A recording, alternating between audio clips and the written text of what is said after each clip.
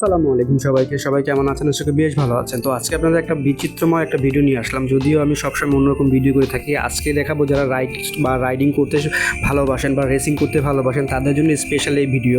তো ঢাকা 100 ফিটে মাত্র 600 টাকায় পার আধা ঘন্টা এই রেসিং কার দিয়ে আপনি রেস করতে পারবেন। তো যখন বিকেলের মুহূর্ত হলো, তো বিকেলের সৌন্দর্য এবং একটা দুইটা কার যখন রেসিং হচ্ছিলো আসলে দেখে ভালো লাগছিল না।